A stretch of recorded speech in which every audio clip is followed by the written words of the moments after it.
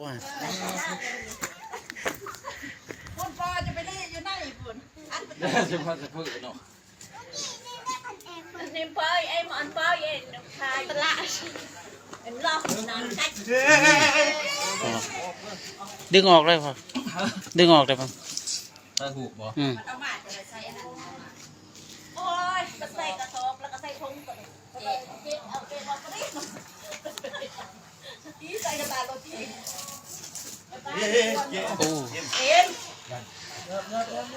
พ่อบอกไปถามเวียดมันสื่อว่าถามเบิ่งโอ้โหโอ้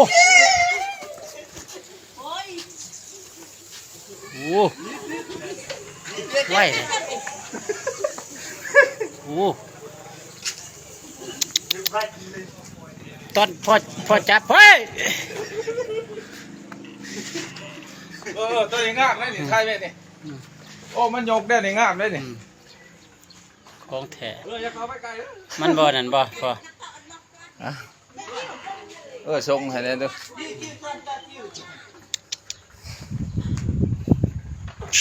ถามเบิ่งเด้อ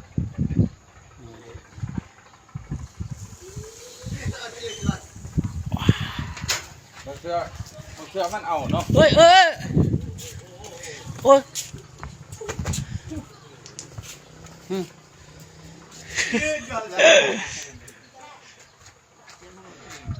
งามเลยนี่ทายมันย่อข้อเนี่ยนี่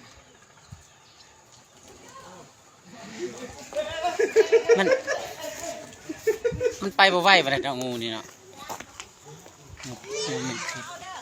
ใส่หมอไผ่ไปใส่แต่หมอไผ่ให้มานี่มาจับ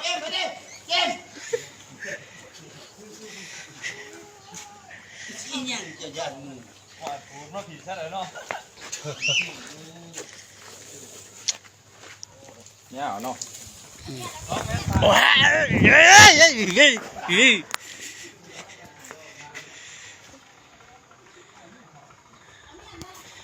อ้จงง่ายเติบนะ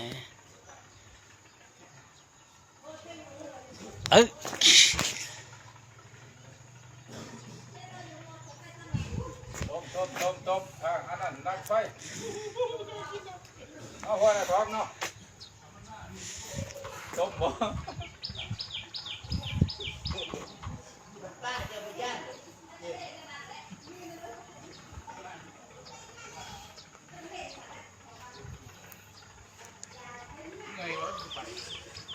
มันอยู่กลางทางบ่พอจ่าผันอยู่ใส่อยู่โกนใหม่วะมันสิฝากขามทาง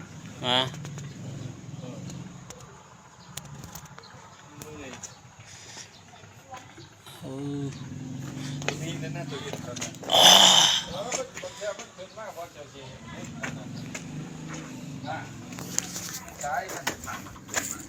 อ๋อตอนเราเห็นตอนนั้นเลยอยู่ตรงโอ้นี่บอกแยกช้ำนี่บอกสักนี่เลยจะไล่จับตอนนั้นมาเห็นตัวนี้ปอดมันยาวเด้อจุงอ่างง่ายสุดแล้วว่าตัวนี้ย่างเลยเนาะโอ้ย่างนั่นเด็กชนิดมันใกล้ไปเด็กเขาเอินใบช่างอีดาข้อเดืองนี่ช่างไปคนมาหาพ่อเนี่ยไปจับเบิ่งพอจับเขา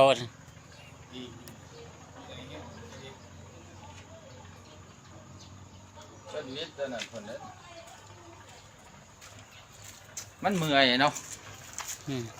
เดี๋ยวนี้เขาบอกได้ไหมตัวเขาบอกเป็นๆนี่บอกใส่เขาใส่อยู่ห้องแฮมมีช่างเขาคนนั้นที่บอกคนดาวเขาไปกินบริปวดเขาเนี่ย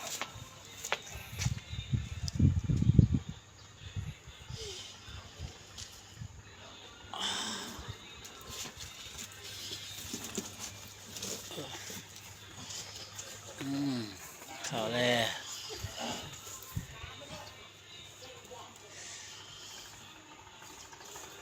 โอ้โหอันนั้น